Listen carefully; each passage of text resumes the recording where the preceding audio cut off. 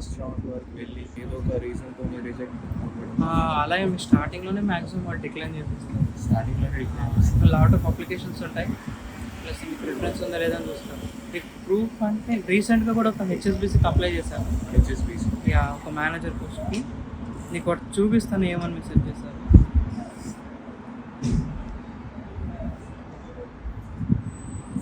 Yeah, నేను ఒక senior customer manager కింద అప్లై చేశాను. నేను ఇందులో రిఫరెన్స్ ఉందని చెప్పి రిఫరెన్స్ పెట్టాను అనమాట. వాడు ఒకటే మాట, లైక్ నీకు ఎవరో రిలేటివ్ ఉన్నారు కదా, వాళ్ళ డీటెయిల్స్ నాకు చెప్పండి, మేము చూస్తామని చెప్పేసి. Related in the sense related to HSBC. Yeah, HSBC కంపెనీలో ఉన్న రిలేటివ్ మీరు వర్క్ చేస్తానని చెప్పారు కదా, సో వాళ్ళ డీటెయిల్స్ ప్రొవైడ్ చేయడం అని చెప్పి నాకు ఈమెయిల్ వచ్చింది.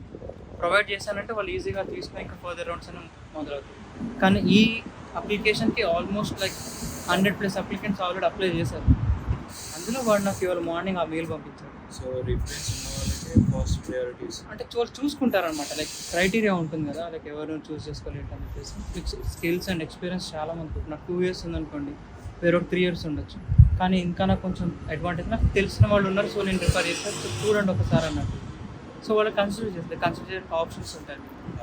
ఇప్పుడు మీరు మోర్ దెన్ 350 కంపెనీస్ అప్లై చేసినారు. So that's fantastic. But like కొంతమంది ఇంటర్నేషనల్ స్టూడెంట్స్కి వాళ్ళకి ఐడియా ఉండదు.